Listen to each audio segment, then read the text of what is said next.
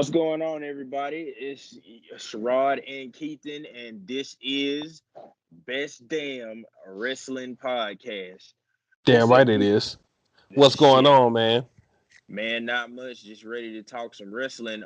Before we get started, shout out to all the subscribers we've gotten and the views on the first episode. Continue Yeah. to keep watching and let us know what you think. I mean, that was our first episode, and we can only get better from here. But like, we really appreciate the love and everybody that's commented or talked about us. If you retweeted us or sent out something, we appreciate that too. Got Just into a continue verbal to, debate with us and stuff. Yeah. We yeah, appreciate yeah, that too. definitely, Shout yeah. out to the followers.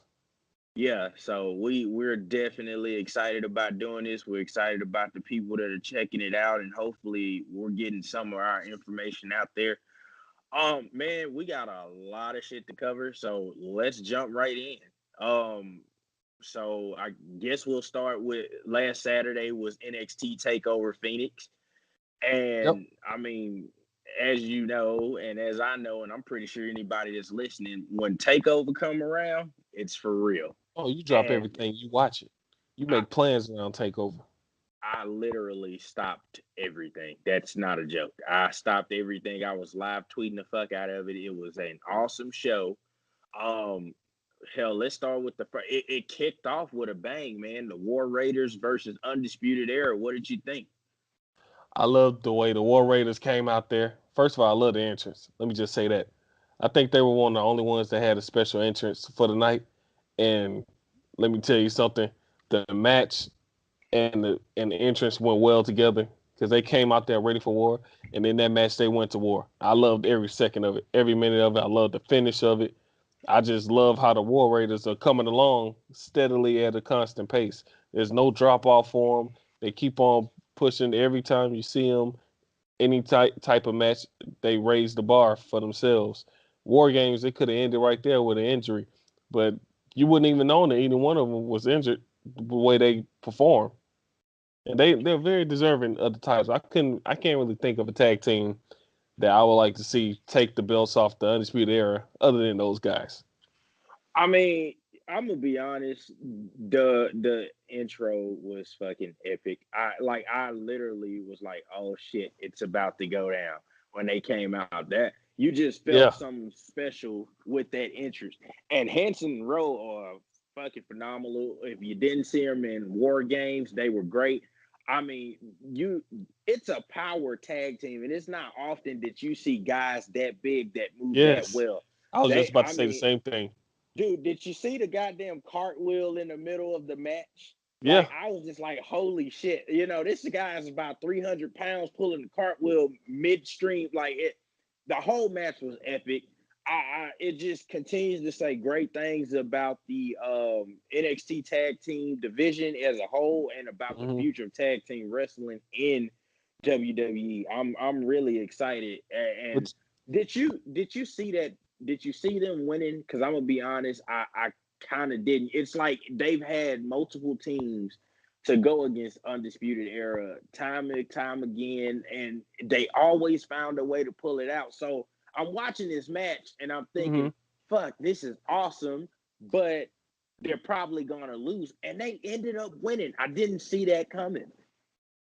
Well, to tell you the truth, I didn't completely see it coming, but I thought about it as a possibility because if you really look at NXT, they haven't really built a team up to that level that can compete with the Undisputed Era. That's over enough to battle the Undisputed Era. The only team I see that they're trying to build up now are the Street Profits, but that's a whole nother story.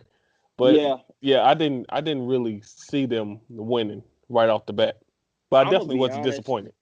I'm gonna be honest. If you haven't watched it, NXT Takeover. I'm sorry, NXT UK. Sorry, is Yeah, probably got a better tag division as far as star power. dude. Mustache Mountain Now I and see. fucking Now I see why yeah. we're doing this show. Now I see why we're doing the show together. We think the same. I was just looking at NXT UK last night and think I was like, I love their fucking tag division. I fucking It's love it. awesome. It is fun. It That match is. they did at Blackpool at Takeover Blackpool between Mustache Mountain and for the life of me, I watched it. I can't remember their names when I'm not fucking watching it. I'm trying to get better at UK, but the champs they have now, though, that match was fucking phenomenal. I love their division a They call little bit better. themselves frizzled young veterans. That's what they call themselves. I don't know if that's going to be the actual team name, but that's what they call themselves. Well, fuck, they put on a great match. I mean, their tag division is good, but not by much. I think that UK has a lot of talent, Mm, and we're gonna probably eventually have to talk about them yeah. as time goes forward. But I like what I'm seeing from them so far too. But overall, quality of the match, the build up, everything, I thought it was great. I'd give it an A minus, A minus to A. What about you? A. Yeah. Right in the Yeah. same ballpark. A. All right. I mean, and you went from that to the next match, which, if I'm not mistaken, was Matt Riddle and Cassius Ono. And um, yeah, I'm sick of seeing this. I'm praying to God that it's over. This is I like really, that. Is this like that third match or something? Third or fourth match? I yeah, it's lost count. actually their Stop paying third attention. match, and I'm gonna be honest, it was a lot better than the last takeover match where it lasted all of 5 seconds. Hmm. But I'm gonna be honest with you. I hated the match, but Matt Riddle impressed the fuck out of me. Did Yeah. you not see him fucking pull the sleeper suplex on fucking Cassius Ono? That guy's about 300 pounds, and Matt Riddle he looks smallish, but man, he's a freak athlete and He is. probably somebody I'm thinking in the very near future could be competing for the NXT title. He's something special. He Oh yeah, of actually made a course. believer out of me, and I know people have talked about him prior to this, but I always looked at him and I was just like, eh.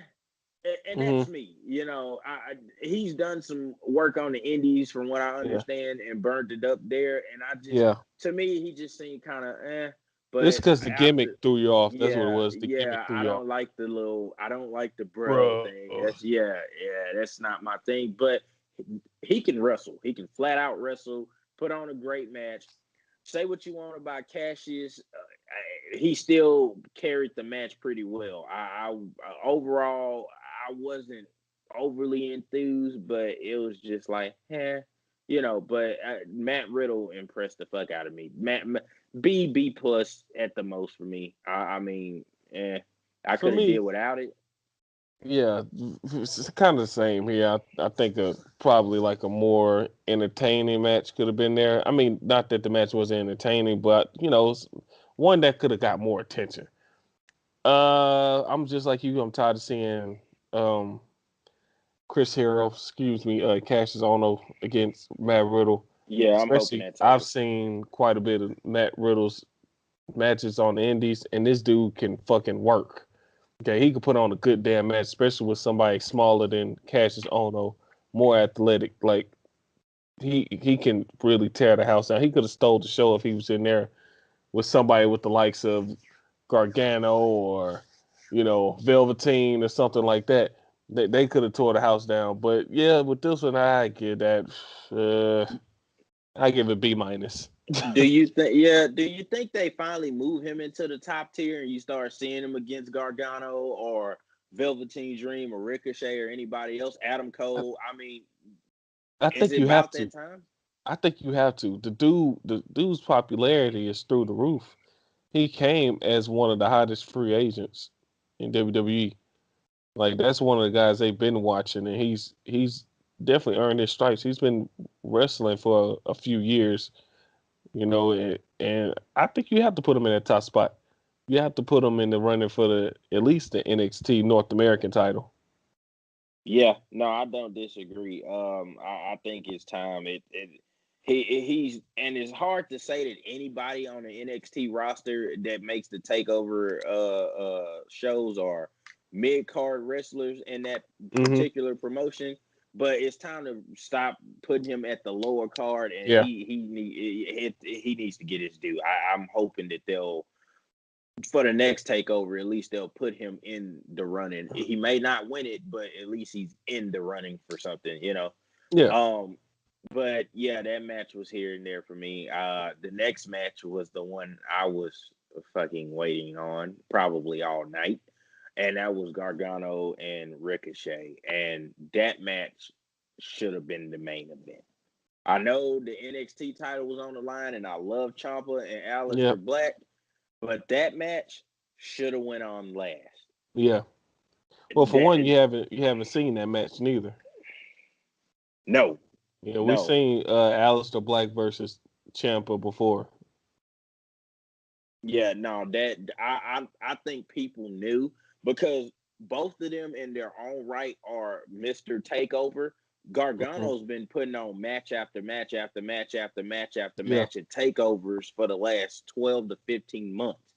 You know, Hmm. that match he had with Andrade early last year was match of the year. And they talked Yep. about that on Takeover Saturday night. And he tore the house down again. And I watched that match a second time this week, and I almost lost my shit. Like I knew that Ricochet was gonna lose, but I'm still sitting there like I'm watching it for the first time, and it's just like that was a 5-star match. If Meltzer doesn't rate this 5 stars, I don't know what it takes. And there were high spots. You saw some in-ring psychology with Gargano kind of pulling out the Ciampa stops at one point. Yeah. You know, when he pulled the mat up from the floor. Hmm. You seen Ricochet. I feel like Ricochet in this match kind of really came into his own too, as far as hey, I can put on a technical wrestling match. It wasn't a whole lot of flippy stuff. Yeah, You like still usual. saw you still you still saw some really amazing stuff, like when he fucking pulls the goddamn flip from the turnbuckle and the crowd you loses their shit, which Yes. I started screaming in my house. My girlfriend thought I was fucking nuts, but that dude, The it's way he looked back at him after he landed the flip, he just stood there. That's what really pushed it over the edge. He stood there like, yeah, motherfucker. Yeah. and Gargano sold the fuck out of it He because he did. couldn't believe what he had just saw. And that whole match was amazing. I mean, I had to rewind it. yeah, yeah, Times it like was that, I don't care that it's definitely. live. I have to rewind it. And Yeah, that's I what couldn't NXT keep up makes me live do. tweeting it. Yeah, I couldn't keep up live tweeting it. Every time I thought I hit a high spot, I was like, "Oh fuck, we hit another one." He fucking put Gargano in the Gargano escape, and I'm gonna be honest, kind of like I felt about in Undisputed Era and the War Raiders, thinking, "Oh, Undisputed Era get it done at some point." I Hmm. thought that about Ricochet because Gargano has not went. He's not really won at most takeovers. So I was Yeah. like, this is just another case of they're using him as a guy that can get another guy to that next level, Hmm. and he's not gonna win it. And he pulled it off. I Yeah. didn't see that coming. So I was kind of at a point where I'm like, holy shit, he just fucking won. And I'm a huge Ricochet fan, but I'm also a huge Johnny Gargano fan. I think he should be on the main roster right now, along with Ricochet, Ciampa, Aleister Black, Velveteen Dream. I've talked about this before. Adam Cole, we've talked about this, but Hmm. I mean, the fact that he's still down there, he's a Yeah. draw. No matter Yeah. what, he's a draw. That match got an A+ for me. Yeah. In terms of why he's still down there, I don't know. Part of me is thinking that maybe Triple H is trying to protect as many of his guys down there because, like they've been promoting him as the elite. He knows that if somebody goes up there to the main roster, they're gonna get buried by Vince or the creative team or whoever that doesn't get their style, doesn't get the way they wrestle, doesn't get their psychology.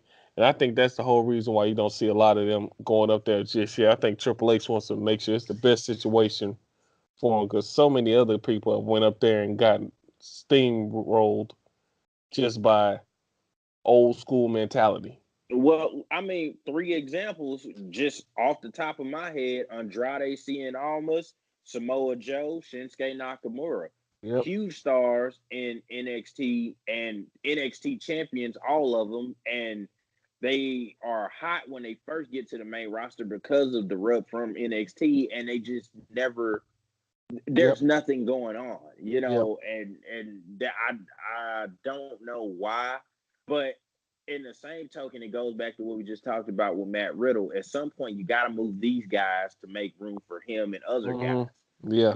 I think Adam Cole should be competing for an NXT championship, but he can't quite get to that level yet because he's in that group, but he's not quite there. Does that make sense? Right. That makes sense. Yeah, and the same thing with with the other three guys, Bobby Fish, Roderick Strong, and Kyle O'Reilly. I mean, all of these guys, you should be moving into the next tier. You Yeah. got some guys that should be making a name, but you can't because those guys haven't moved yet. But overall, I mean, I'm still holding out hope that now that he's champion, he's been playing Champa the whole time, and I'll get a winner takes all, settle once and for all at the next takeover. That's what I want. I'm really hoping that that's what comes next for him, and then maybe at that point they start saying, okay, maybe we need to move these guys. So but A+ overall for me, best match of the night, one of the best matches I've seen. Definitely match of the Probably, night for me. yeah, yeah, A plus yeah, plus. Yeah, yeah, definitely match of the night. yeah, It was just the. I mean, we already said it. Just the athleticism, the way both of their styles meshed. Like these two guys can really adjust to anybody's style and wrestle with them. Like you think somebody's too big, or you think somebody's style won't mesh with them, and then they go out there and they tear the house down. Especially Johnny Wrestling. Like yeah. it's fucking amazing. Dude, that little shouldn't be able to hang with a guy that's 7 inches taller than him, but he And makes it work. it was the last two matches of the night. It was like it's gonna be kind of hard to top this. Right, right. He's gonna have to work Like, hard. yeah, it's gonna be kind of hard to top it. But I still was excited about the next match, which was Bianca Belair and Shayna Baszler. Um, Huge Bianca Belair fan. We said that last Hmm. week. I think we Hmm. both high on her. She's got future star written all over her. She can Yeah, promo. I like her persona. She can flat out wrestle. She's very good. I yeah. think that she could be in that next crop of women stars to go to the main roster, and she might be somebody that I would put on Raw and maybe not SmackDown. She's very talented, extremely charismatic. I love her. And Shayna Baszler, love her or hate her, character wise, she's still a great wrestler. I try to keep an objective mind with her. Hmm. Right. She's very good. I personally would have. I got kind of pissed off about the result, but I mean the match was pretty good, and she's starting to earn a reputation as every time she wrestles at a takeover, she tears the house down with whoever she's doing matches with. Her and Kyrie Sane and their 2 out of 3 falls match at the last takeover, and they're back and forth at Evolution and stuff like that. Those matches were good. She did it again with Bianca Belair Saturday night. I was extremely impressed. Although I didn't like the result, I still thought that especially coming behind Gargano and Ricochet, they still managed to be very entertaining. It had its hot spots. It had its ring psychology with Bianca Belair and the shoulder and the submissions, and then Yeah. of course you had the run in of Jessamine Duke and Marina Shafir after the ref bump and everything, and Bianca Belair still got a chance to hit the finisher, which was nice, and everything, but she just didn't get the win. But overall, good match. I would have liked to see Bianca Belair had went over. I thought that was a bad way to end her undefeated streak. That's because that's what she built her character on. That's why she's been so big. The undefeated. Now, Yeah. I'm wondering what are they gonna do now? Well, Because you can't use that.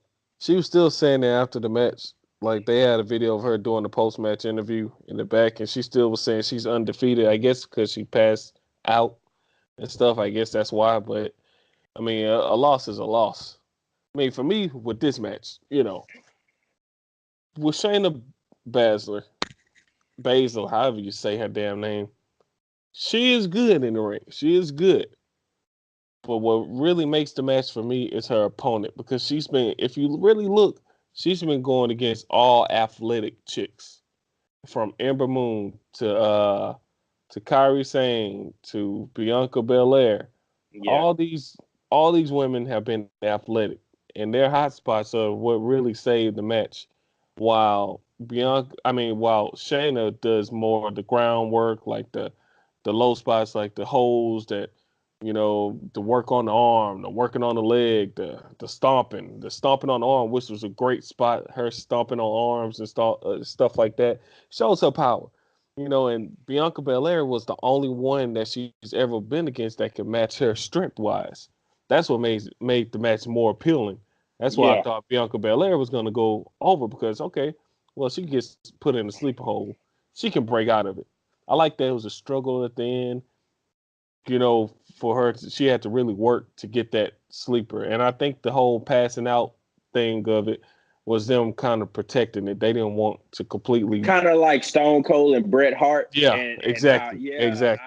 I was gonna say that maybe this. So, do you think this sets it up for another match? Do they go at it again at the next takeover, and then Well, maybe she goes over? uh, I would hope so, but you know what? They did that with Nikki Cross before, where Nikki Cross got put in that sleeper hole by Shayna, and Nikki Cross passed out too. But they didn't revisit that, and I think they did it with Ember Moon too. Ember Moon passed out, and they didn't revisit it. So I don't know. They have a habit of not revisiting after the person's been choked out and passed out. But where else can you go? Bianca Belair is the next up. Well, who else do you have there? Yeah, As you, yeah. I mean, Io Shirai still has a ways to go.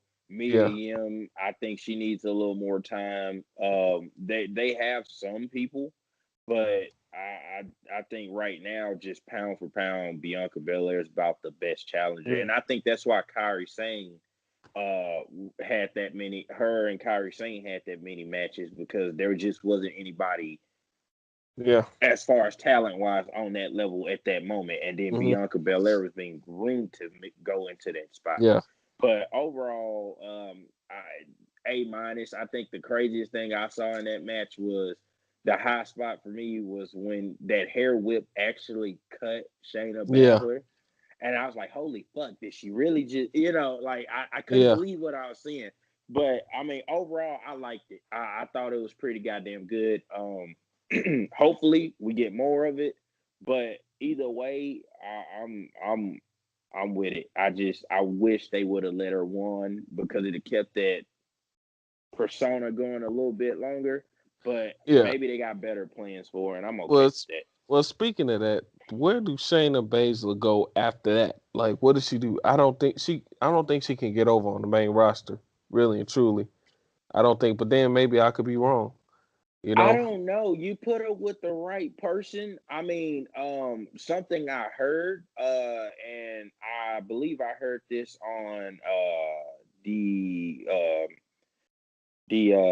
podcast I was listening to today, or whatnot. Maybe if Rousey's leaving, then she comes in and becomes the. They could make it basically a wannabe Ronda Rousey and build something Yeah, off of that and put her in a couple of matches with with say a Charlotte or somebody like that. That would be an option. submission match. Yeah, this submission match, her and Sasha Banks or something like that. Yeah, that'll be a good one. Yeah, that makes sense. They just can't bring those two jobbers with them.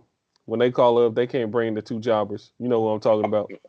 Hey, speaking of, let me get this straight real quick. Actually, where I heard it from, and this is a plug-in. Shout out to him. It is Collar and Elbow Wrestling. That's the name of the podcast. Check those guys out on Twitter. Also, it's capital C, capital E Wrestling.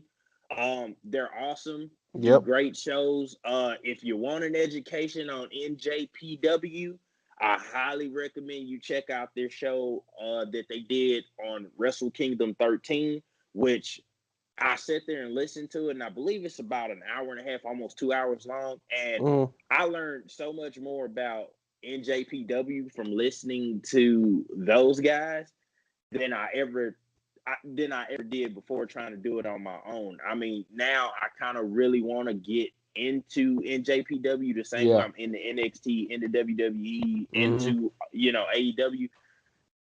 New Japan is telling stories, and they actually take and plan out things for a full year. Wrestle Yeah. Kingdom starts their year, and they already have plans 12 months in advance, and I think that's awesome. And they have some of the best people in the world. Kazuchika Okada is literally one of the best wrestlers in the world. Yeah. Also, there's a guy that I've fallen in love with, Jay White, the Switchblade Oh or yeah. whatnot, the new leader of the Bullet Club. Yeah. So again, collar and elbow wrestling. Shout out to you guys. Keep doing awesome work. But yeah, that was their idea. I kind of liked it. It gave me something to think about. She could come in and become. They could run an angle on her being, wannabe Ronda Rousey if Rousey's really leaving after Mania, which, of course, we only time will tell. But Yeah. It could probably have to overall, turn on her. yeah, overall, I think we'll know more at the takeover for Mania. If Bianca Belair wins it, then maybe you start looking at, okay, they're gonna move her, So Yeah. that'd be interesting to see. But overall, match a minus for me. Yeah. I think it's pretty good. The last match of the night, because the card only had 5 matches. That is nuts. They had 5 matches, and each of them were, for the most part, except for the second match of the night, pretty goddamn good matches. The main event, of course, was Aleister Black, Tommaso Ciampa. Yeah. Now that Um, that match, yeah, you got what you expected. Like I was telling you the other day, that match was a straight up fight. It really felt like a fight, and that's what I loved about it. I really but loved how. do you feel like Aleister Black makes every fight he has with somebody feels that way? Well, yeah, and a lot of it comes from the build up for it. You know, his promos are so aggressive, and his wrestling style is equally as aggressive. So it's kind of hard not to be in the mind state of, well, this is just all out brawl and stuff. Like he really hates this guy that he's going against. And I thought that that was gonna be it for him. I felt like he was gonna lose the match. I knew he was gonna lose because of the whole talk about him possibly getting called up. But I uh I really enjoyed it. I really enjoyed it. I love the choices they made. I like the ending, how his knee blew out because he was doing some good work on that knee in the match. I like how his knee blew out, and then just that quick second of him messing up his knee cost him the match.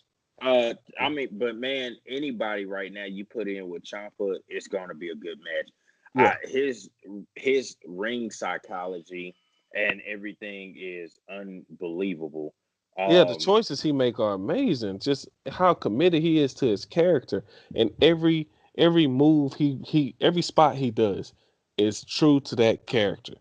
Every spot, everything is a dirty move. Everything is a dirty move. Everything is a move to get over on your opponent in some kind of way, and but that's what I even love even about. his promos, I was saying this today on Twitter to somebody. He reminds me so much of, and this is probably really old school, and most people may not remember, but if you do or if you don't, go back and kind of watch.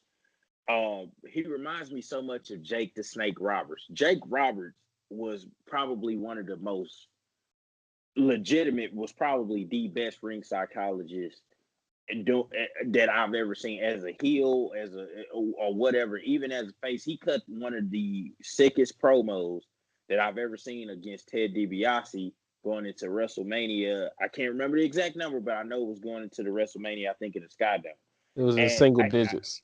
right, yeah, exactly. Um, I'm not that old, so please don't hold it against me. Love wrestling, can tell you about it, but I'm not that old, so sorry.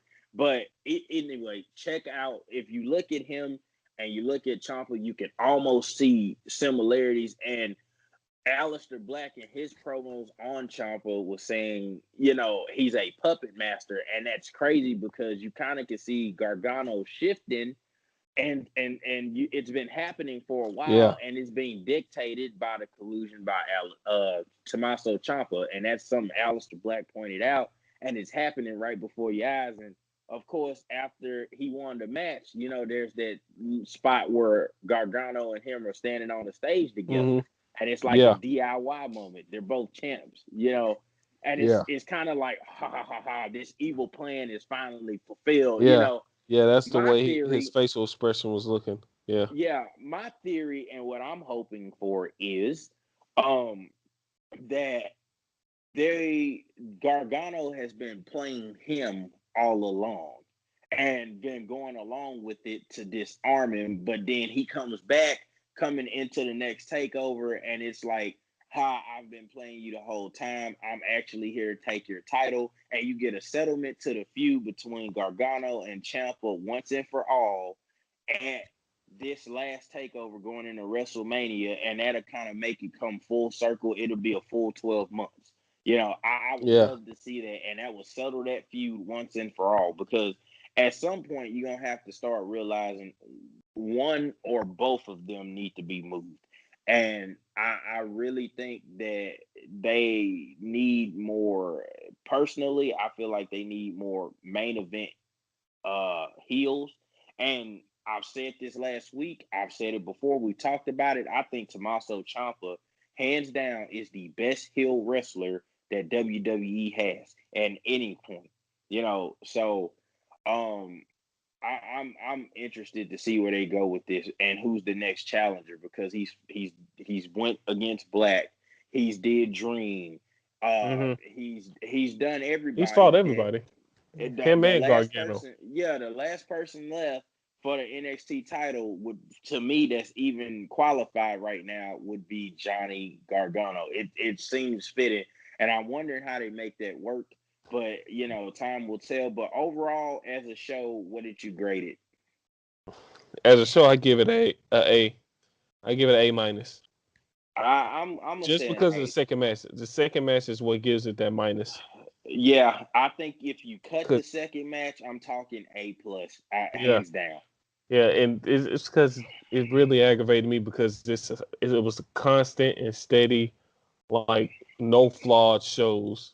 All five matches always were 5-star matches. It's just that second match with Riddle and Ono, it just didn't do anything for me. So yeah, A minus. Um, Overall, good show Yeah. built up for the next night. So we go from the sublime to the eh. Royal Rumble for me was just like, I like that transition.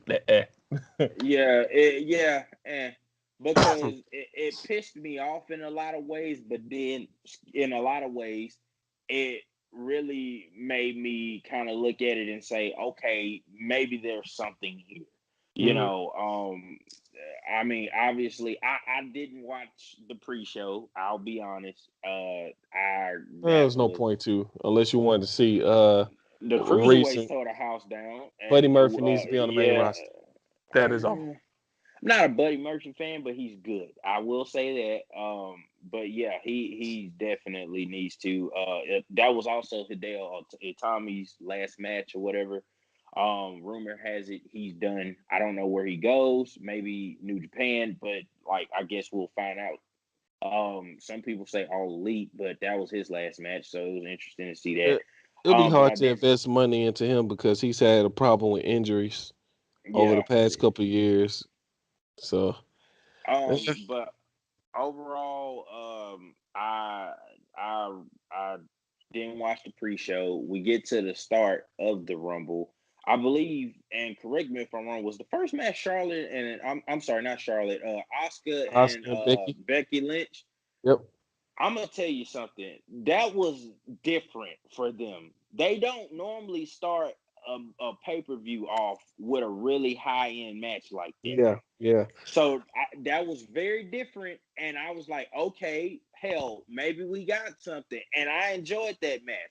I think it. Look, it's three people in the WWE right now, as far as women wrestlers is concerned. Three people that no matter what combination they're in or who you put them with, they can get it done. And that's Becky Lynch, Charlotte Flair, and Asuka. It doesn't matter who you put them with. They're gonna give you a good match. And that was just a formality. I'm gonna be honest. I didn't see Asuka beating Becky. That shocked the hell out of me. It excited me at the same time because I love Asuka almost as much as I love Becky Lynch, and I don't love either of them as much as I love Charlotte Flair. But it just, that was a surprise considering she's white hot. I didn't see where they Yeah, were going with that right then. Fuck, I was very surprised, but the finish was great. Like the whole bridged inverted Oscar lock. yeah. Yeah, that was Because awesome. it's I like, didn't well, see it. anybody would tap out to that. She put a hell of But a you know bridge. what's interesting? It didn't look so bad because she's just as good. Does that make Yeah, sense? It would have yeah, been different if she had a loss to like a Carmella or somebody like that. Not that I don't like Carmella, but she's just not at that level. But they made it look like, okay, this is acceptable, yeah. so it didn't go over as bad, or it didn't go over badly at all, if you want to be honest. So Right. I love that match. I gave it an A+. Becky Lynch is white hot. Oscar's finally getting her chance to shine. Loved them both. A+. Ring psychology, finish, everything. Loved it. I'm with it. A+ for Okay. me. With me, with this match, I didn't like seeing it go first because I felt like that was like the match of the night. That was the match I was watching Royal Rumble for, and for it to be the first match, it was kind of a letdown. But what soothed me in the moment was the fact that I knew since it was going on first that I was like, okay, Becky is must she's probably gonna show up either in the Rousey match to cost Rousey the title, or she's gonna show up in the Royal Rumble. Well, actually, you know what? I take that back. I didn't even know she was gonna show up in the Royal Rumble. I had no idea that she was gonna show up in the Royal Rumble. No feeling, nothing. I just thought she was gonna interfere in the Rousey match. But in terms of the match, it was great. Nobody looked weak. Everybody looked strong. It protected both of them as characters. It protected Becky as the man. It protected Oscar as one of the baddest in the company. I loved it. I loved everything about it. When she put that bridge on her to to make her tap, yeah, I really loved it. Man, I was like, okay, yeah, that's if she has to tap, I would rather her tap that way because Yeah, yeah. Yeah, you almost have to do something that was unseen. yeah, We've never seen her do that to beat her, yeah, and so that was perfect. It didn't make anybody look bad. It didn't come off. It was perfect. yeah, And Becky did an awesome job of. She clearly was pissed she lost that match. yeah. So But she A didn't look plus, weak. She A didn't plus. look weak at all. Yeah, same And here. then you follow it Let's up give it a. with the goddamn bar versus fucking Shane and The Miz. I don't like this Oh fucking my gosh. storyline, and I'm trying to be objective. I know I ranted a lot last week. I'm trying to hold it in, but I'm gonna say this: I'm fucking tired of seeing management in pay-per-view matches. It seems like every pay-per-view we got one of the McMahons in a goddamn match. It's either Triple H or Stephanie or them together or Shane. The management needs to manage. It's too many other talented people or too many other talented tag teams in this particular case that could have been going against the bar. You could have put Sanity in there. Gallows and Yeah. Anderson Oh could my have been in gosh. there. Yes. I Yes. I didn't understand. It would have gave them a nice rub, even if they didn't win it, because it's like, hey, these guys are legitimate. Does that make sense? It makes And a then, lot of sense. not to mention, the Miz is being wasted at the tag Wasted. level. Come He's on a now. main event Yes. guy, and I don't see why the fuck he's sitting here running around. And I like Shane. I don't have Yeah. nothing against him. He's had some iconic moments, but he's Right. almost 50 years old. He's not a real worker. It's not like you putting the Miz with It Chris just don't Jericho. look good. Right. It's not like you're putting the Miz with Chris Jericho, or who is like a legitimate GOAT, or The Rock, legitimate GOAT, or, it's not the same thing. Yeah. It's not. And he should be in the WWE Championship or Universal Championship picture. The guy's a great promo. He's a Yes. great wrestler. One of the He best heels gets they guys over. have. And I'm not gonna lie, that match I barely paid attention because I said if they win the tag titles, this is going to piss me off. And you just followed up a great match with this shit. That gets a C minus for me. I mean, yeah, Shane pulling out the shooting star press was pretty fucking awesome. But even then, you got a great wrestler that you're on a tag team with, and they still found a way to put Shane over. Does that? Is it just Yeah. me? No, no. With this match, I didn't really see the point of it. I don't see the point of Shane and Miz being a tag team. I think it's ultimately going to come to Miz turning on Shane. They have a match at WrestleMania. Another waste of time. I feel like Miz should definitely be in the title picture because him and Daniel Bryan was fighting for a chance to go after the title, and then they put him in this Yeah. stupid ass tag team. As far as instead of instead instead of the using championship, AJ again, they should yeah, have been doing that. Yeah, and nothing against AJ, but it's time for him to move to the side. yeah, yeah, He's getting stale by yeah, constantly, going for the and same title, right, and I understand AJ is one of the best in the world, period. right? But it, too much of something is bad. I mean, Yeah. if you saw too much of Kenny Omega, you probably wouldn't feel the same way if did you do it because you don't, Yeah, you don't have Eh, to be in a rivalry for a title to have a good match. He could just have right. a side rivalry, non-title, that's good. And another thing about this tag thing match, the bar, I think it's time to break that team apart. I'm tired of seeing them as a team. They're good as singles competitors, especially Cesaro. He still hasn't got his full opportunity to do what he But does. here's the thing about that. You run the risk of, at this point, if you're over as a tag team and you're getting used, you run the risk of, if we break up, I may not be used again. Like Well, and they that's the they're thing. I not don't really see them as over. I think they're just there, and people just deal with them because they don't really like nobody does that. We are the bar crap. Like they're not. yeah. They're their own biggest fans. They're not really over like that. They're just the top heel tag team on SmackDown and stuff. With this match, I give it. It's kind of hard. It was lackluster, really and truly, because They could have did without it.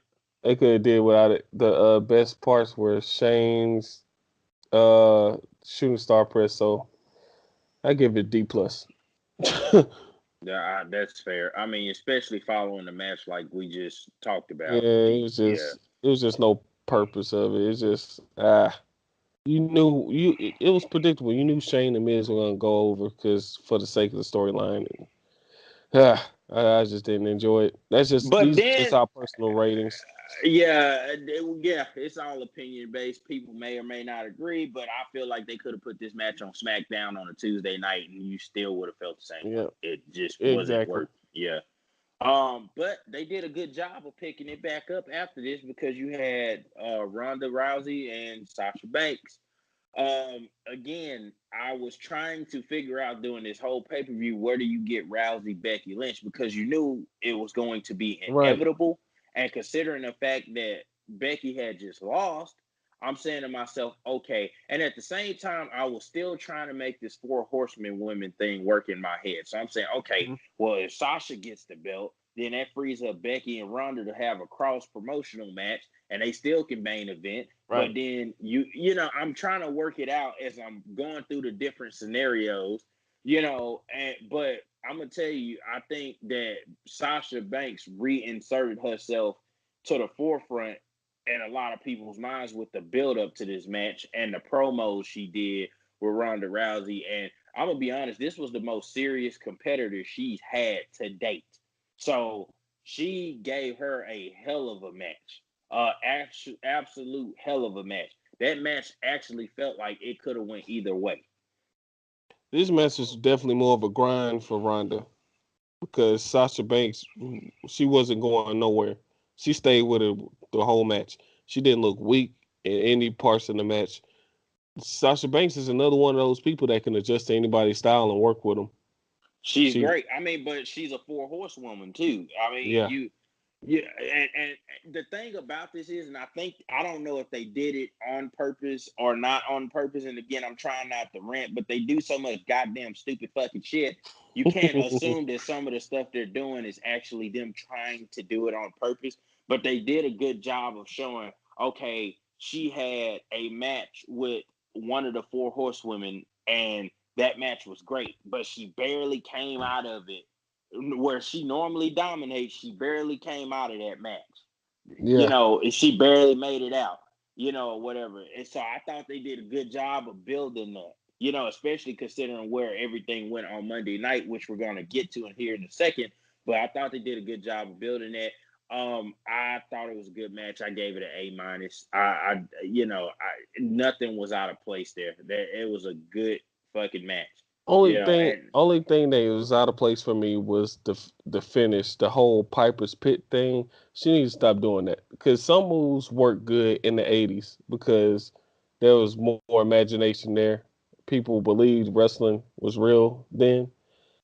Now that move just doesn't work out well. You know the move where she puts him on the shoulder and then just swings him to the side and Yeah, it's but you like got a to realize Ronda's still new to the wrestling game, and she may be kind of limited on. This is her first full year of wrestling. I think it would take her a couple years to develop and define herself. Maybe if she was still there next year, she looks different. Her move set is different. But I give her a lot of credit. She didn't took to oh wrestling. definitely. Yeah. So you got to kind of be a little bit lenient on her there because she's gotten better this year as she's went along. When she first started, you could kind of see where she was kind of missing things and it wasn't quite as crisp. But the longer she goes, she's getting She's better getting at better. doing a lot. Yeah. And I think she So I just mean, does the move out of tribute to Roddy Piper anyway. right. But So that for me, that would be a good setup move. Like you hit the Piper's Pit and then turn it into like an arm bar or something. yeah. No, I don't disagree. But like I say, A minus for me. Yeah. Now we got the Royal Rumble match, the women's Royal Rumble match. I loved it. People say it wasn't as good as last year. I disagree. I saw a lot of things I liked. First and foremost, I'll point this out. They did a lot of pushing of the women in NXT. Casey Yeah. Canizaro was in it. Candice LeRae was in it. I liked her. It was a lot of women in that match that I was like, well, fuck. I could see them pushing her later. Yeah. She gonna be a star. Lacey Evans is another person to keep her on. My just the love of my life. Charlotte was in it, who I felt like should have won the damn thing. There was Mandy Rose and Sonya Deville, two people that I've been really high on and think at some point in this year they need to get a push. They're very good. I I liked it overall. I'm upset Ember Moon's hurt. That was my pick. I think that Yeah, was that was both my our pick. picks. We That was got our that wrong. picks. Yeah, we Yeah, we got them we wrong. definitely missed on it. But I think a lot of people probably missed on it because we didn't see the Yeah, ending going the way that it did. yeah. Um, Nobody knew she was injured going into it. yeah, yeah. The Zelina Vega thing, you had the little comedy spot in the middle of the Yeah, Rumble. I kind of personally don't like that shit. Look, I don't like comedy bullshit wrestling, especially when it's something like this. This is a chance to go to the show of shows and middle of the match. You got her basically eliminating herself by running away from Hornswoggle. I mean, I yeah. know you have I know I you have didn't Hall of I didn't Fame like guys that. or the old guys, whatever the fuck. But that comedy bullshit wrestling is just, it's why people leaving it, and she's Yeah, too good for something like that. You could have used that on somebody else. I personally think she needs to get a push too. I'd like to see her win the women's championship as Andrade's winning the WWE championship. I think that would be dope. You know, so they let it's Carmella win the championship. Anybody can win it. I like what Zelina was doing with the whole hiding under the ring thing. I was like, okay, this is a good heel move. This is good for her heel character. But the Hornswoggle thing that just killed it and stuff. it, Then Zelina almost her leg almost was broken when she got thrown out of the ring too. Yeah, I noticed that. there was a lot of impressive people. Rhea Ripley was Yeah, she's impressive very as fuck. impressive. It was good to see Alexa Bliss back. Mickey James was out. She surprised me. Natalia lasted 45 minutes. Yeah. Then I saw Kairi Sane was another one that came out, and Io Shirai. Kairi Sane's exchange with Charlotte was keep an eye on Kairi Sane. That's It all was I'm gonna say. fortune telling. It It gave was me it life. was Yeah, the future. I loved it. She was great. That all the women for the most part to me were great. I didn't like I kind of laughed with the whole Ilconics thing when fucking she was like, I'm waiting for Peyton. I won't go in until like I thought Yeah. that was funny, because I'm like, she's legitimately going to wait for her friend. Yeah. So but overall, of course the Becky Lynch thing, I didn't see that coming, and when it happened, I kind of knew. It took the luster out of it for me a little bit because I'm like, yeah, Becky wins, and I Yeah. knew it was gonna come down to her and Charlotte, but I just, Yeah. yeah, When she came out, I was like, okay, yeah, Becky got it. Becky got it. yeah, it took it out of it for me. And the only thing that pissed me off was Nia Jax was in the last three, and I'm just really wondering if she if she really hurt her leg No. doing this spot, because this would be the second fucking time in 3 months, and I'm gonna have to fucking get on Twitter and talk about it. But every time I search for the shit, I can't fucking find it.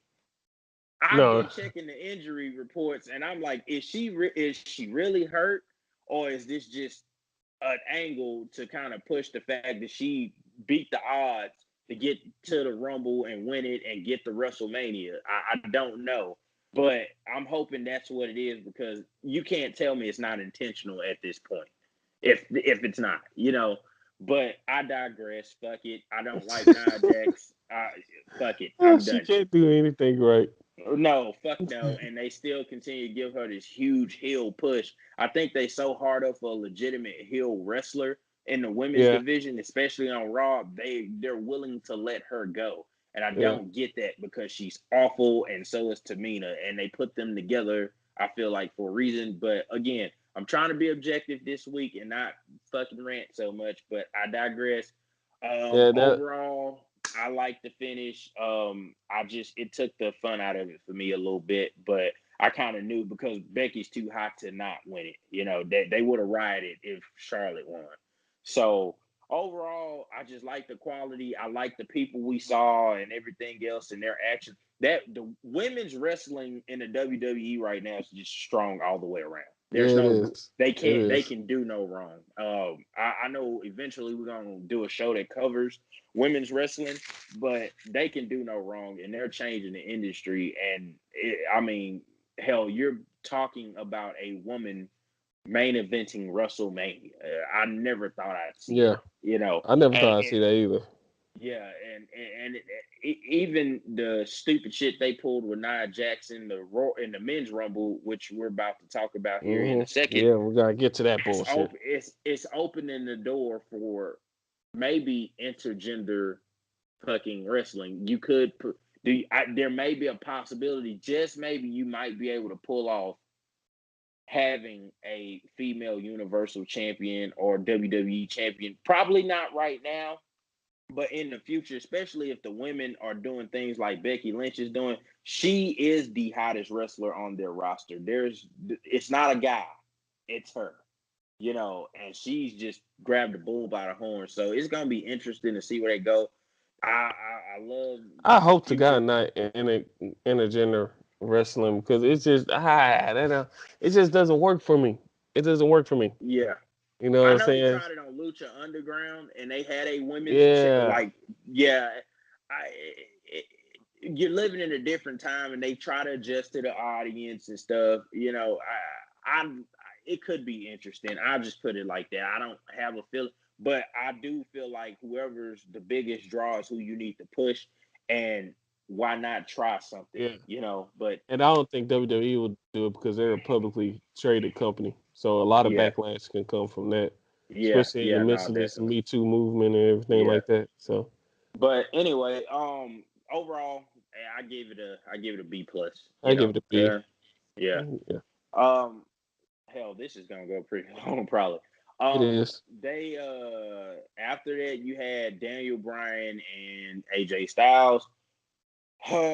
Mm, They've somehow managed to ruin a dream match for me. I didn't think that it would be possible, that I'd be tired of seeing this, but I'm tired of seeing it. well, see, they oversaturate things. Anytime AJ is in a meaningful, rivalry, they put them in the same match over and over again. Don't do any They new did it. They did stipulations. it with. They started at WrestleMania last year. They did it with Nakamura, and for like a month straight, you had Nakamura in, or a month and a half. It was like 8 matches or something. I don't Yeah, remember. And a lot of them ended in no contest. And instead of them building off of that, they just kind of like, okay, fuck it, we're done. You never really got a legitimate conclusion to that. Then they put him in there with Samoa Joe, and I was like, fuck, okay, this is good too. I have hope. And I figured that maybe at least once Samoa Joe would win the title and then AJ could win it back and in the they'd back. have a Yeah, nice look. Yeah, and they fucked that up too. And you never got a conclusion to it. And it was just like, I've seen AJ and Samoa Joe on my TV for the last fucking month and a half, and and nothing it's has the same changed. shit. Yeah, it's the same shit as Nakamura. And I'm just like, and I mean, those are two names that I'm just really pissed off. Samoa Joe is I a huge talent, Hmm. way too good to not have won a championship by now. Best promo on the roster. I don't think anybody else can cut a promo like he cuts a promo. Uh, I still say his work with Brock was off the chain. I loved it.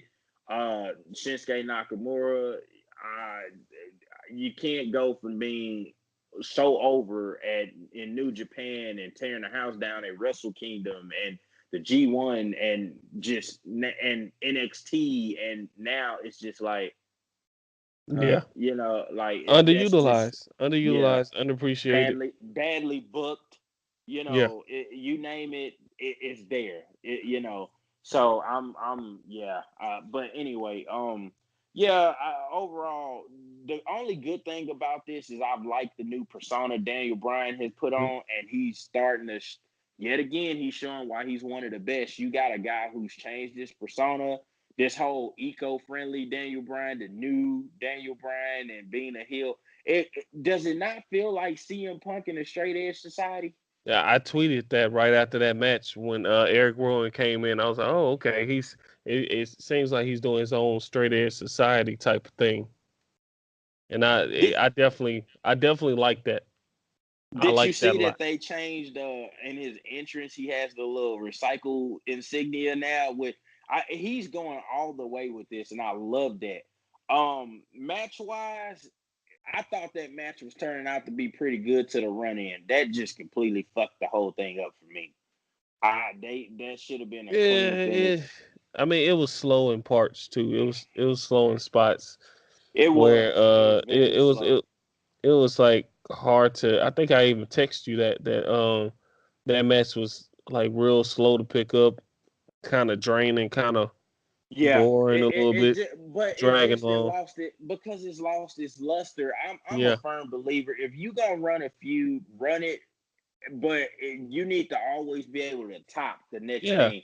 Or I mean, have it I where they're think not gonna touch until they have that match at that pay per right, view. and I think New Japan does an awesome job of that. Like if you got a guy feuding, they do a great job of, okay, we're gonna have say 4 matches over the course of 12 months, but each match is so much better than the last one, and you just like fuck. They happen to do that better. WWE seems like they, without being biased, they run a program into the ground and then they don't come up with a solution. It's like, oh, let's move to the next guy, and I always feel hollow because I'm like, okay, where's the conclusion here? No, it's What ridiculous because you have yeah. a match on pay per view and then they turn around and do the same match on a SmackDown or a Raw, the Yeah, exact same match, and it's just like, yeah, what the hell are you doing? yeah. So I gave it a B. B. I I give it a mean, C. because it's AJ Styles and Daniel Bryan. It can't be bad, but some kind of way they turned this into a Yeah, slog, and I just pray to God I don't have to see it at WrestleMania, because then at that point, I don't want to see it. It's Yeah, just like, uh, it's got to move on to something else. That's why I yeah, hope yeah, Samoa yeah. Joe wins the championship at Yeah, elimination. yeah, I highly doubt they let that happen, but I'd like to see Yeah. it. So, um, after that, of course, was the event to end the night, the men's Royal Rumble. Again, hot, good and bad. Well, Same first it thing was I the have. Brock and Finland Balor. Oh yeah, you're right. God damn it, you're right. Yeah. I don't probably skipped over it because I don't want to have to fucking discuss it. I'm so fucking sick and tired of Brock fucking Lesnar. Yeah. And let me say this: Brock is not bad. And maybe it's not his fucking fault.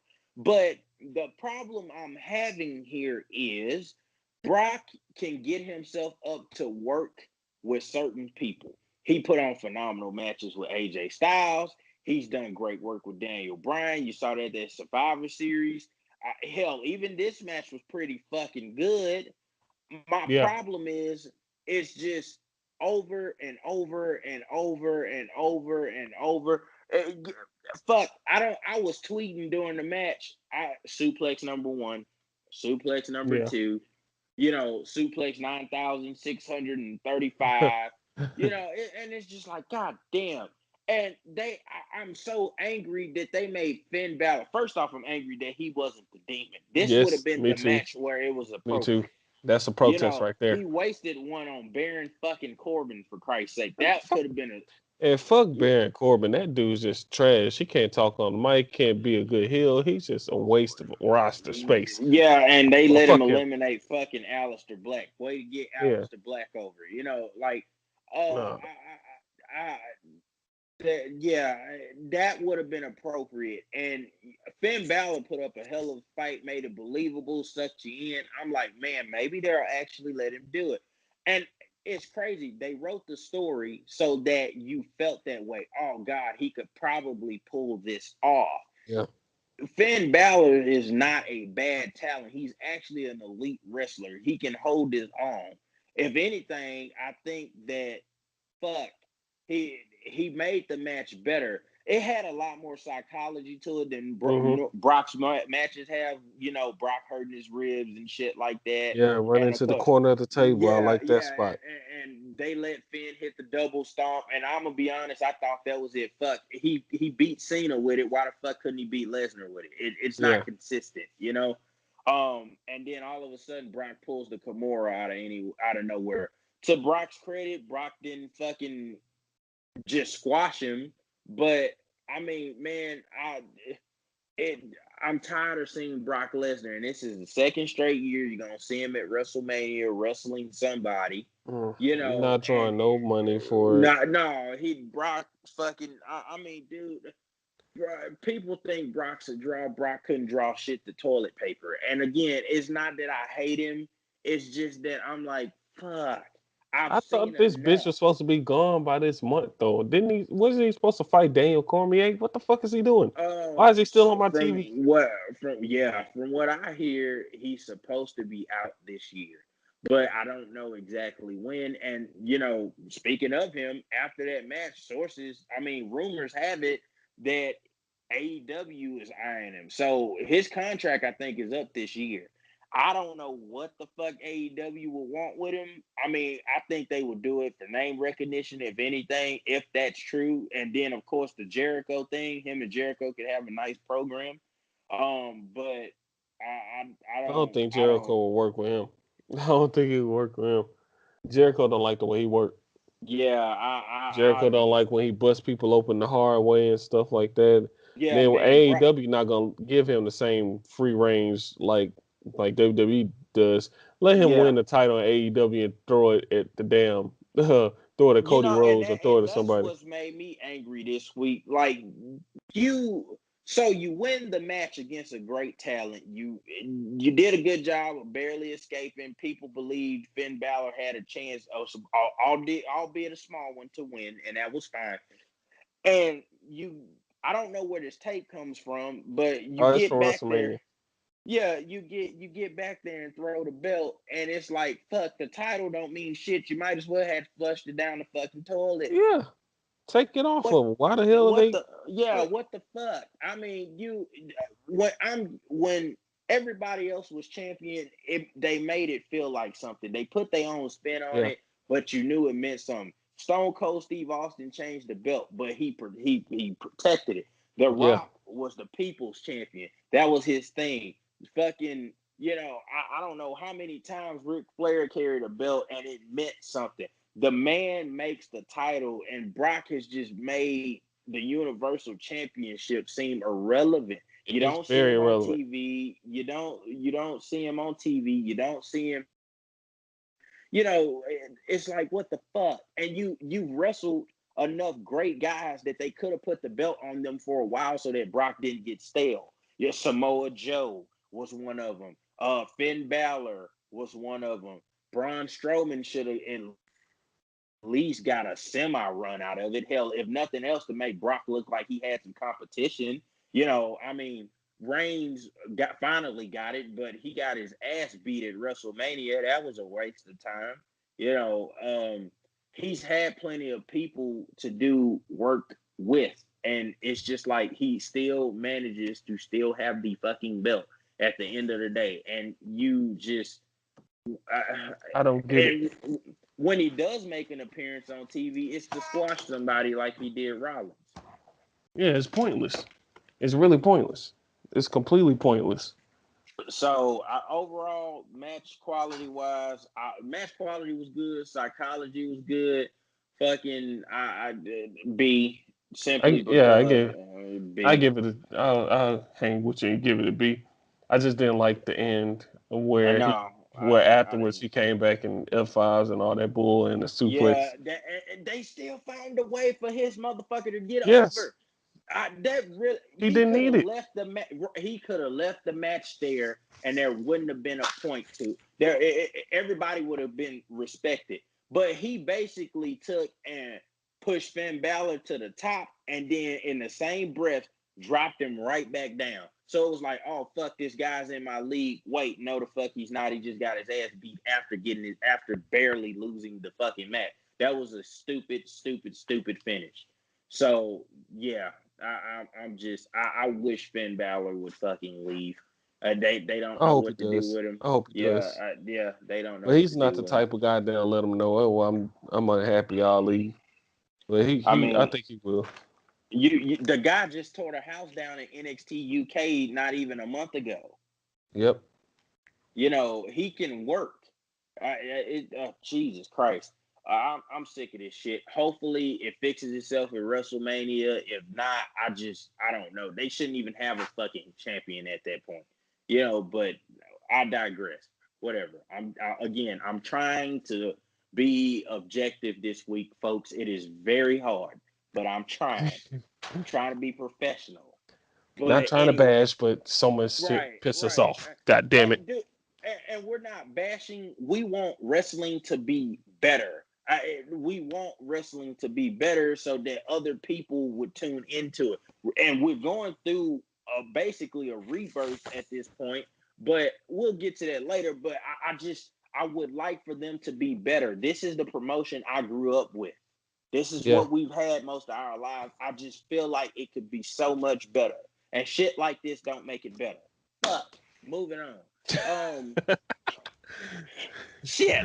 It pissed me off. God damn it. I mean, fuck. What You the know, fuck did you hit?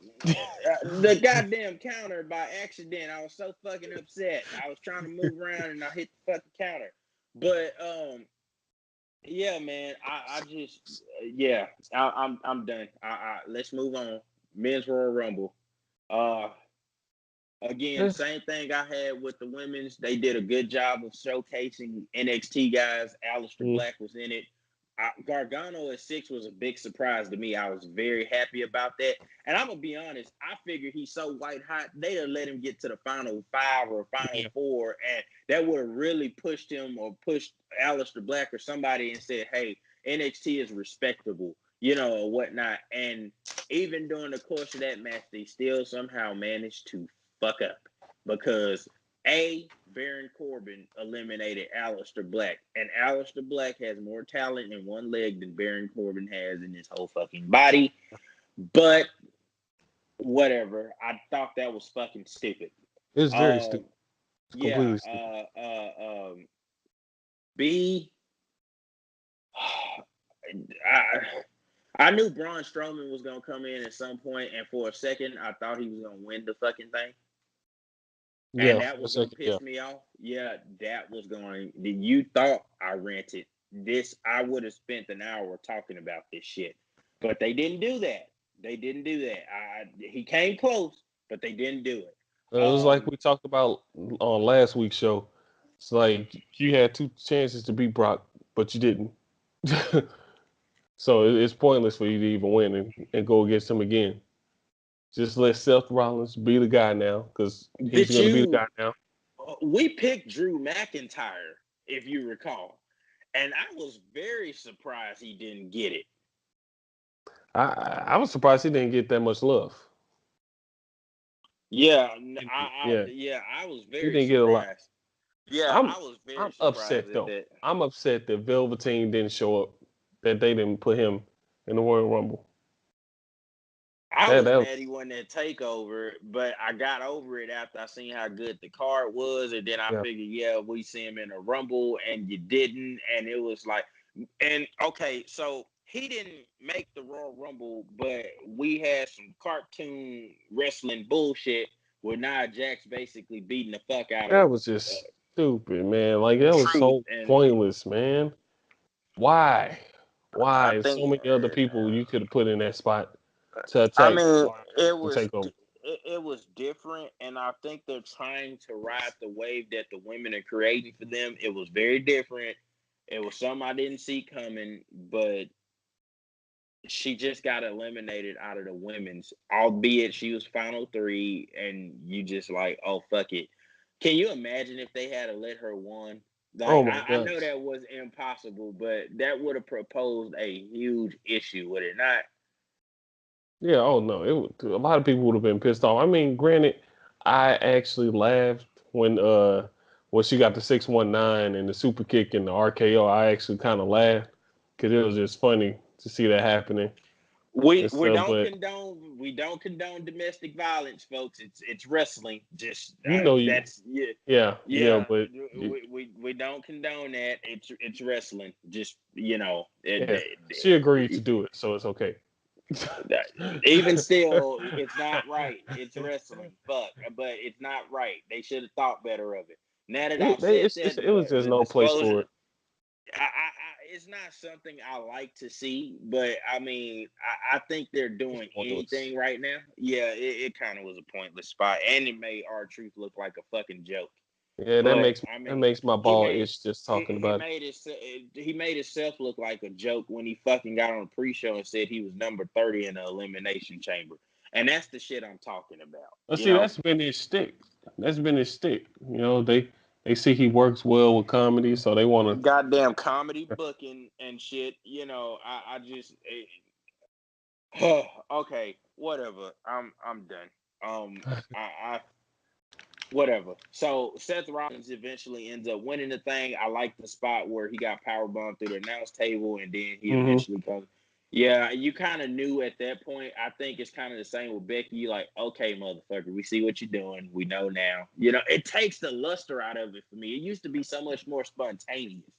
But I mean, yeah, it's his time. I just hope that they allow him to get the win at Rumble. I mean, I'm sorry, at WrestleMania, and we can actually get back to competing for the Universal title at a high level. But that's kind of a little further in the future. I'm sure we'll cover that in some detail. But Yep, yep. um, uh, it was okay. It wasn't as good as the women's to me. I'm very partial to women's wrestling in WWE right now, so you can't Yeah, it was really, a B minus. Yeah. yeah, B minus. Overall, I thought the show was a B, and that B minus. I mean, you had great matches in Oscar and Becky Lynch, Ronda Rousey, Sasha Banks, and the women's Royal Rumble. You had a somewhat good match in Brock Lesnar and Finn Balor because of the finish. The men's Royal Rumble, I could have. You got to have it, but I didn't have to finish it. And the tag match, I'm not even gonna reference. It's irrelevant. But Yeah. Yeah, so and that's pretty much what you expect out of them. Most pay-per-views you see from them, it's like it's hit or miss. It's not, oh God, this was so fucking good. Only pay-per-view in the last 12 months to me that's been like that was Evolution. Yeah, Evolution, and I liked what was that other one? Was it what the hell was the other one I saw that I liked? Was it Hell in a Cell? I'm not I sure. was gonna say, I hope it ain't Crown Jewel. Oh hell, fuck, that doesn't even count. Yeah, like God no. But no, Evolution was about the best pay-per-view they had that I was like, God damn, I wish that and I'm hoping they do another one this year. I really do. But again, who was in that? To all the elite women from the Mae Young Classic to the Yeah, ones who are going to be in NXT women. UK, you Women. know, The women are carrying that promotion right yeah, now. I think that's what's getting people to tune in. Obviously, with Becky Lynch, and fuck, you seen the pop she got from just just entering the Rumble. When she entered and won the fucking thing, the roof blew off the yeah, goddamn place. Well, yeah. there was no Well, roof, they so were chanting Becky before she even got out oh there. yeah, definitely, definitely. When Lana came out there injured, they was like, oh Becky, bring Becky And out. this is the first thing that they actually doing right because they kept it going with her appearing on Raw, and I mean I'm not gonna cover the whole Raw show. I'm just gonna cover the main spots, Yeah, or whatever. Well, but because Raw isn't really that great, it wasn't going that well until she made an appearance. Do yeah. you disagree? I mean, it She's was all that good, but not matters. great. She's all Yeah, that matters. exactly. Yeah.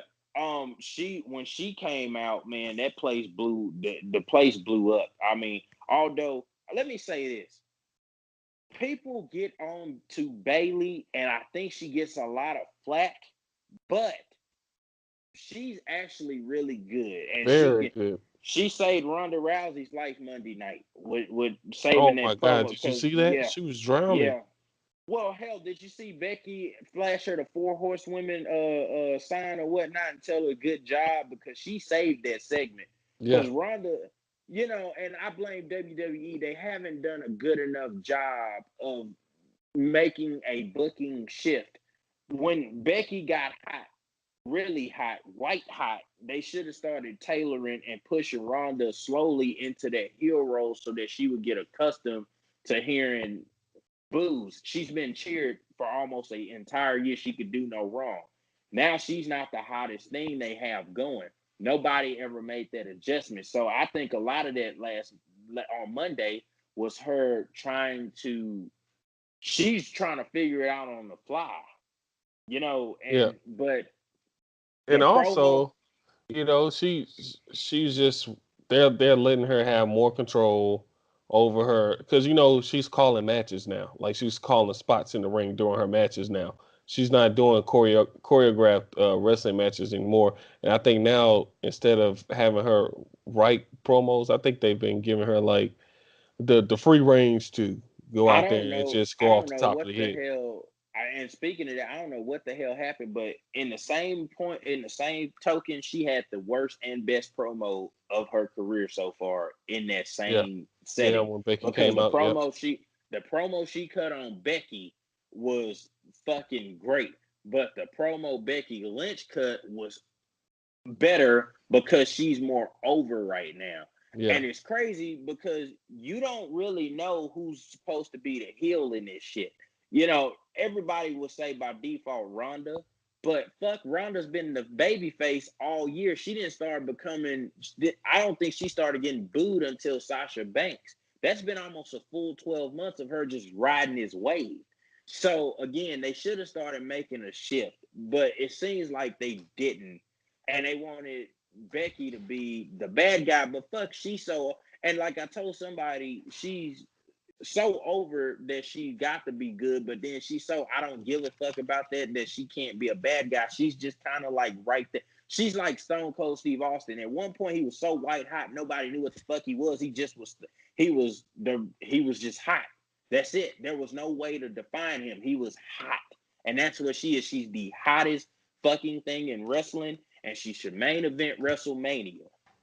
Going into that, there's talk that Charlotte may be the third person. How do you feel? for a triple threat. Yeah. I think Raw needs it. Raw needs those two women over there because they are depleted in their women's division. Like I was telling you the other day, I feel like people like Tamina and Alicia Fox need to just call it a career and go on about their business, make room for the new age women to come through, get more skill in there. Because I mean, Charlotte, Becky, and Ronda, you can run a good program. I mean, even if after WrestleMania Ronda decides to take a break to have kids, cool, she can go. Now you got Becky and Charlotte battling for the belt. Nothing but great matches. And I then think that could we know. ultimately, maybe one day down the line, could culminate into a fatal four way for the title between all the four horsewomen. That would be a great match. That's the dream I match. I disagree. We normally don't disagree, but I'm gonna disagree here, and I got a couple reasons. A, Becky Lynch remade herself on her own. There was a time she was already catching fire, and WWE wasn't even pushing her as much as they were. They were still trying to get Charlotte over because remember at SummerSlam she could have won the title. They put it back on Charlotte after she took it from Carmella, who took it from her, I believe, after WrestleMania. So there was a time that she was already catching fire there. They didn't care. Then of course there was that match at Evolution, that last woman standing match that had never been done before. Catching fire, didn't care. Survivor Series, white hot at this point because she's been she's getting white hot at this point. And of course the injury came up and that kind of screwed everything up, but it made it better in the same token because now you have it. This is their chance to do something different.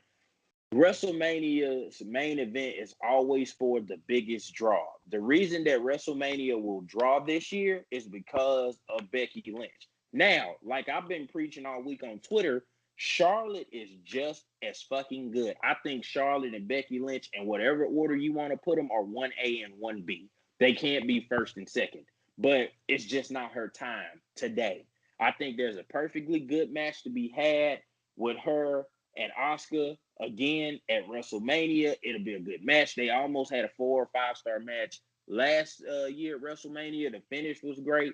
I think that will be something, and they need to be separated because then Charlotte has her own show to shine. Becky has her own show to shine. They're both hot. They're both relevant. Nobody's getting too much of the other, and every now and again you can come back together for a match. Segueing into that, I think that this don't they need to be separate because think about it like this. You want to talk about a four horsewomen angle. Imagine if Sasha Banks and Bailey are the women's tag champs because they're finna roll it out finally. Becky wins over Ronda at WrestleMania in the main event to close the show, and Charlotte beats Asuka. Every horsewoman has a Have a belt. title. That's Yeah. that's what the four That's a horsemen photo were op. in NWA. They all had belts at one point. They were literally the cream of the crop of NWA at that point.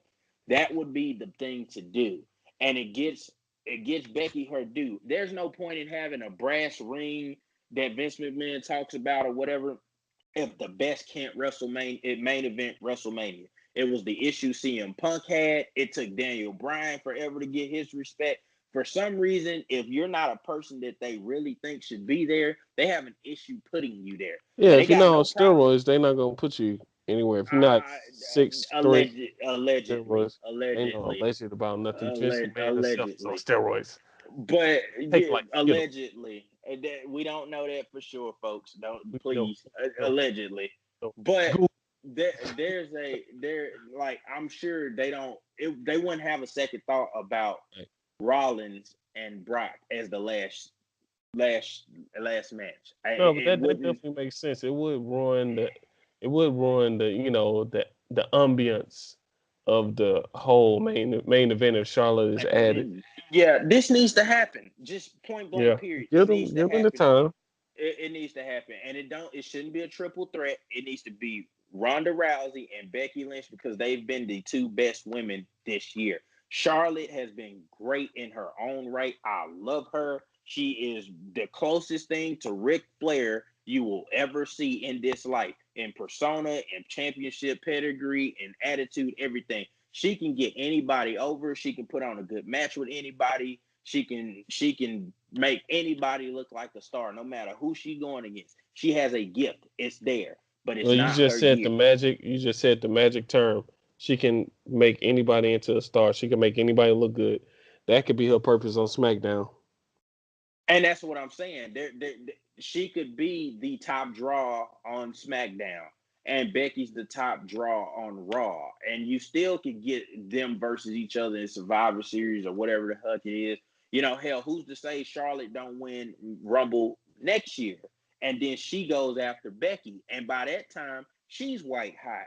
But they need to be separate right now. I've been advocating for that for a while. I think this is a good way to make them separate. And then again, I would love to see that as a finish for WrestleMania if all the horsewomen have belts and Becky and is out there and Sasha and Bailey and Charlotte all come out and everybody gets a rub off of Becky being white hot. Charlotte is a baby face again.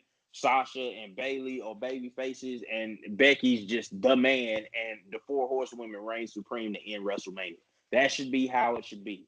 1-on-1, Ronda versus Becky, last match of the greatest show of them all. Hands down, no questions asked, the end. That's me. That would be a good way to end it with just the four of them posing with all their titles. Yeah, Yeah, that would that's be a my great way dream. to end it. And only time will tell. What else? Only other thing in Raw the following night that I liked was, well, I didn't even like it. They did the same thing to Seth Rollins that they did to Finn Balor. Oh my gosh, they need to let that Yeah. go. They need to stop I, doing that. It's not gonna work. It's not gonna You get know this guy what? over. The only thing I'm gonna say from this is I'm glad Rollins is getting another chance because he's been white hot all year too. Match after match after Yeah, match after 20 minutes, 10 minutes, 30 minutes, an hour. It doesn't fucking matter. He's been able to get everybody over. I mean, hell, Nakamura looks like a mid Carter, but he actually had a great match with Rollins at fucking Survivor Series. he did. He did. So he hasn't had a bad match except for that one with Ambrose, and I mean, I at this stage maybe we now know about why that match was so bad, and that might have been a tipping point for the next thing we were going to talk about: Dean Ambrose leaving WWE. That Yeah, could have been a tipping point. yeah. No, he really. You could tell that. I mean, they like I was saying, they haven't gave him really anything. I mean, he Nope. won the WWE title 2 years ago, and he hasn't gotten a major title since, except the IC title. But I mean, come on, really? The dude, he had that 3 years ago, the year before he won the title. But it's the same thing with Rollins. What the hell is he doing carrying a goddamn Intercontinental Championship? Although he's made it look relevant again, but he's a Universal Championship contender. Ambrose is a Universal Championship contender. Yeah, Balor is a Universal Championship contender. Ziggler is a Universal Championship contender. It's just like, come and on, man. and that's another thing. Why the hell don't you have those guys locked up in an elimination chamber for that title? Oh, because you don't have a fighting champion. You got a champion that likes to stay at home It's just on his fucking ranch with no internet, no civilization. He likes to beat his meat and fuck his wife. That's it. you just pretty fired up tonight. I'm just saying, man. I'm on my shit. I'm talking my shit tonight. Brock Lesnar's got me Again, pissed off.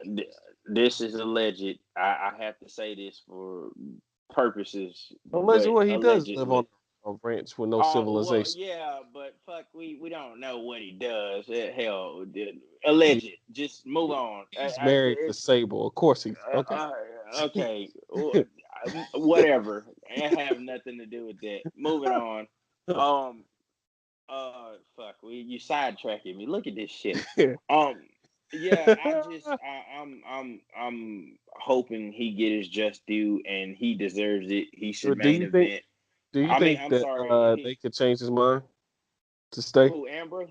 Yeah. Um, it, no. If I'm him, no. I mean, from what I read, he doesn't like the way he's been booked. Which hell, who the fuck does at this point? That's actually talented. He doesn't like the whole social media aspect and how they want him to be outgoing and all of that. Ambrose is more. He's just a quiet wrestler, man. Yeah, I mean, that's his thing. He wants to wrestle and do nothing else. I mean, he's a great promo. He's very talented. I'd like to see him go to NJPW or AEW, but from what I understand, they say he might actually take a step back and go to the smaller indie scene. He's more comfortable there. He doesn't need the money. He's not doing it for the money. He's doing it for the love of wrestling, which is more than we could say for most fucking people that they have. yeah, But it's tragic to see this, and that's a big deal. At the same token, if he did go to AEW, that's also a big deal because AEW would be legitimized in a way yeah. because they have a top guy that they've able to lure from WWE into, their promotion or whatnot. I mean, I don't know. It's a shock for me that it's went in that direction. So Yeah, yeah, I it's like to see I'm him do still movies. He's a yeah. good actor.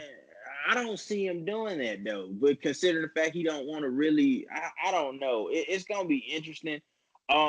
He you got a couple months. Things could change. He could change his mind because he's done in April, so it'll be after Mania. So I mean, hell, that would be interesting to see. I don't blame him for leaving with the cartoon bullshit they've had him doing and the booking and the terrible match he had. And you can only do so many pay-per-views where you have terrible finishes and everything, and it just not be a big deal. So I mean, and this might be the start of the beginning of the end. It could be other guys that look at this and do the same thing, and I wouldn't be upset about that.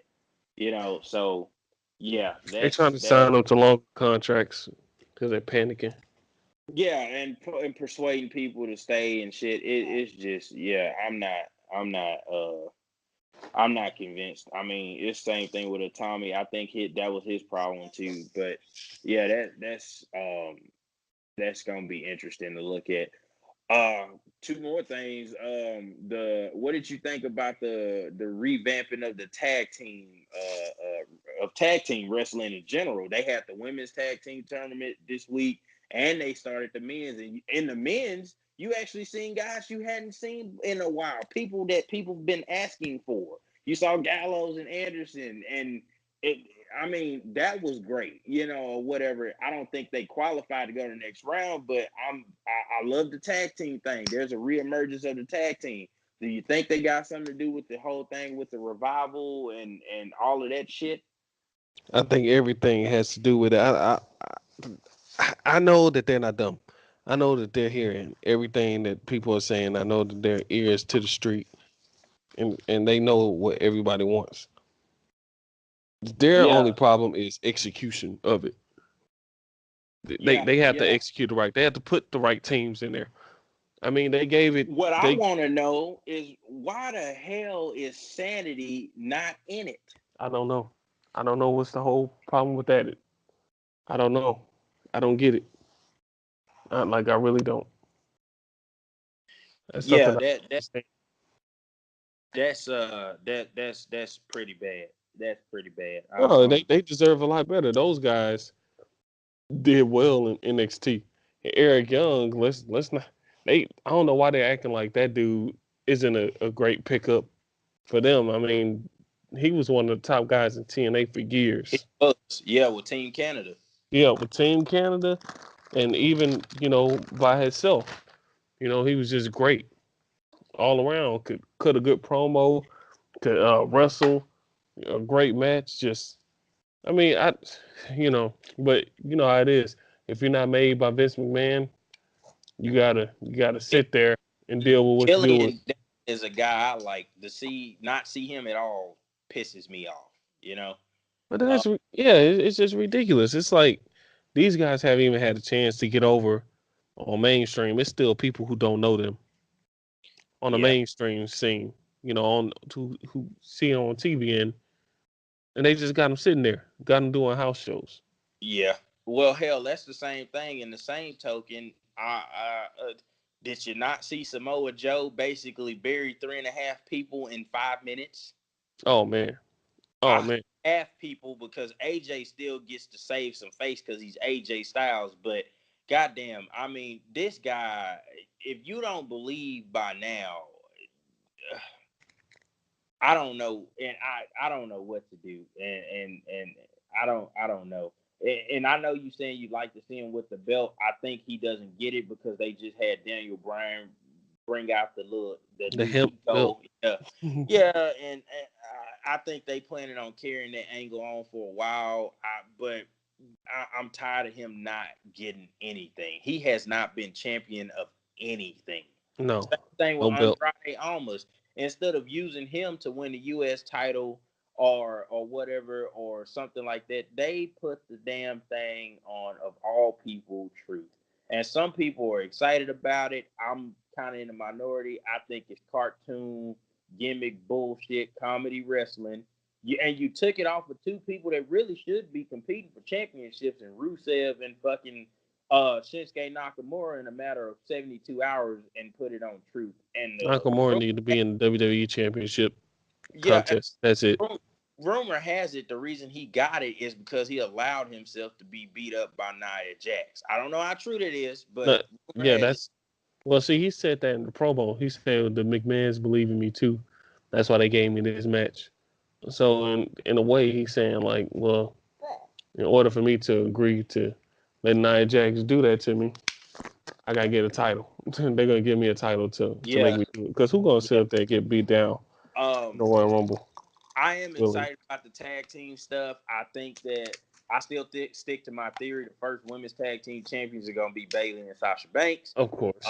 Yeah, I think that's only fair. They pushed tag team wrestling for women, and stuff. But then again, Mustache Mountain was the favorites too in NXT UK, and they didn't get it. So I'm hoping they do, but time will tell, or whatever. Um, hell, man, this is ran long. The last thing we had was AEW news. We gonna constantly plug AEW until we know something. We coming up on an announcement for Double or Nothing, which is supposed to be in May, and I plan on watching. Do you think maybe we find out Kenny Omega signed with them in February, or do you think Kenny Omega comes to WWE because his contract is now up? Yes, I believe we have an appearance by Kenny Omega, but they're not gonna tell us. They're gonna let it be a surprise.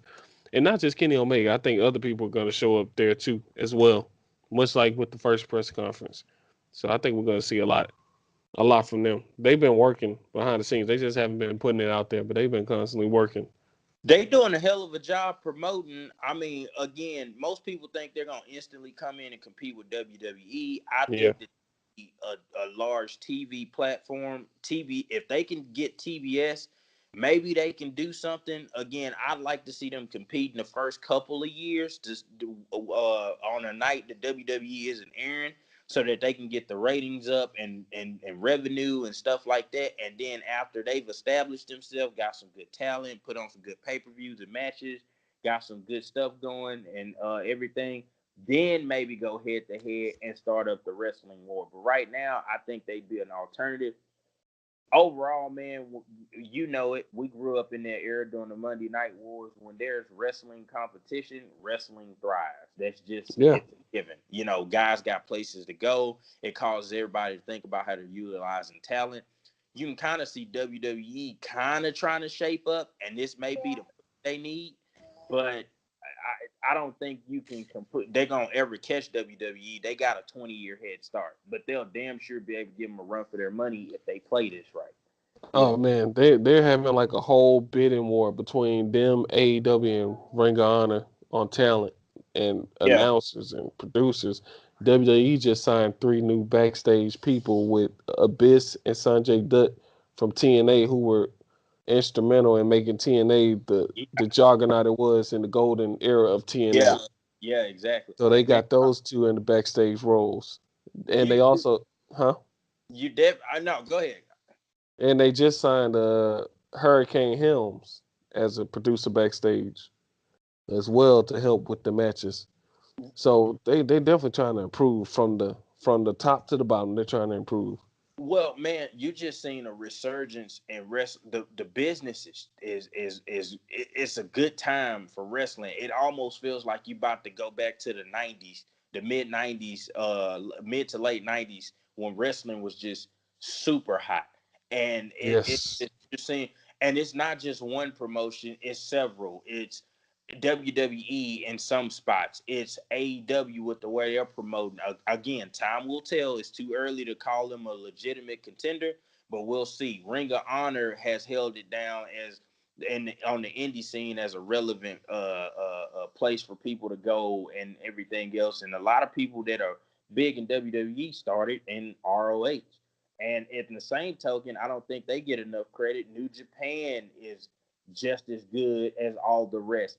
Again, I've said this on Twitter. I'm saying it on the air now. I'm an old school guy. I think that the best thing would be to take and put AEW, New Japan, Ring of Honor, Impact Wrestling, and whatever else you can just start kind of a new NWA. And you got all these great wrestlers, and they all can compete. And you got one champion, and they're going from place to place and putting on joint pay per views, working together. That would be the way to push WWE. Again, you may never beat them, but you could damn sure push them, and that's healthy. You know. Well, So see, they were doing that in a way with New Japan, Ring of Honor, and the other indies by having the Young Bucks and Cody and Jericho. All In was like Or basically that. yeah, it was basically that. But it's just that now since AEW is coming and their budget is so much bigger and they have the big backing, it's different for them. Again, if they need a big signing, they gonna need a big signing, whether it be Kenny Omega and maybe poach some big people from WWE. That's gonna really put them forward. I mean, Jericho's done a tremendous job promoting. Cody and Brandy Rhodes are tremendous on promoting the Bucks, but they need a big name. They gonna Hmm. need a couple big people to say, okay, hey, now we're a real player, and they need some TV. They need some actual television. TBS would be I, a huge platform. I think that's the announcement that's gonna come. I think that's the next announcement. I kind of think so too. I can't see Omega abandoning the elite to come to WWE, but then Yeah, again, hell, they throwing everything but the kitchen sink at him, including, from what I may or may not understand, his more emphasis on his creative and how they use his character and everything else. And hell, I'd kill to see Kenny Omega and AJ Styles again, or Kenny Omega and Daniel Bryan, or Kenny Omega and Seth Rollins, or Kenny Omega and Shinsuke Nakamura, or Samoa Joe. It could go on and on and on, and you could start putting on great matches. Kenny Omega is the best wrestler. He is a fucking wrestling. He's the epitome of wrestling right now. He can do it with anybody. He's one of the best to yeah. ever do it. At this time. And I mean, WWE has two or three guys that are in that same plateau or whatnot. And I know we're going to do an episode eventually on the best wrestlers in the world today, not just one promotion and stuff. And you will talk about that in more detail. But hell, he's tremendous, and I'd love to see him in WWE. But at the same time, I think all elite wrestling, and I'm pretty sure we're gonna find out soon because he's now a free agent. I think WWE is gonna lose out on a lot of people and a lot of uh, you know, good talent, even announcers too. Because simple fact, they like to be in control. Wrestlers these days, they like to be in control of their own stuff. They like to be in control of their matches. They like to be in control of the promos, It's the changing, merchandising. It's changing completely. And WWE are very hands on. They have producers who lay out the matches.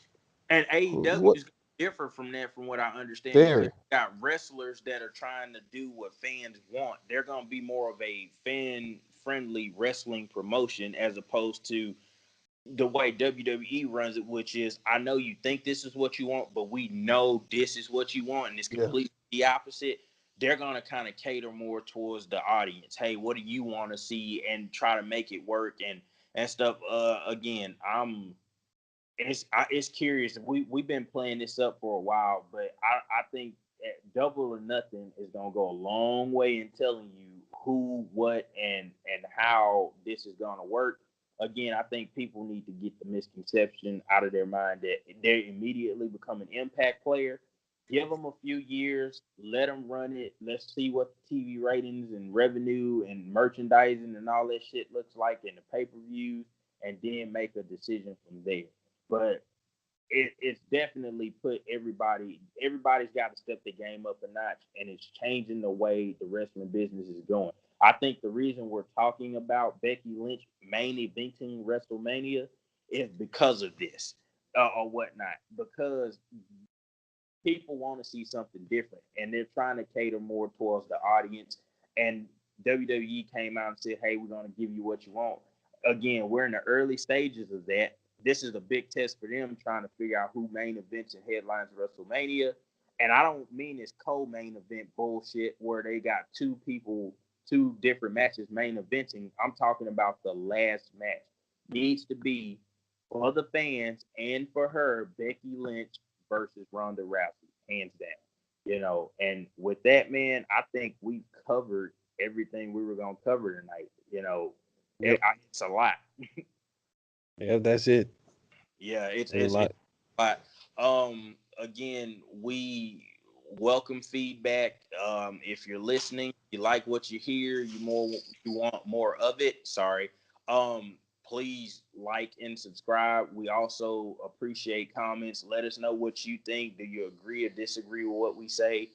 Um, we are very active on Twitter. If you haven't seen by now, don't forget to follow us there. We always talking about wrestling, and we look forward to continuing to bring you shows like this where we're just fans and we're giving you what we think we like, and we want to hear the same from you guys. So with that being said, we look forward to bringing you another episode very soon, and we're out. Until next time.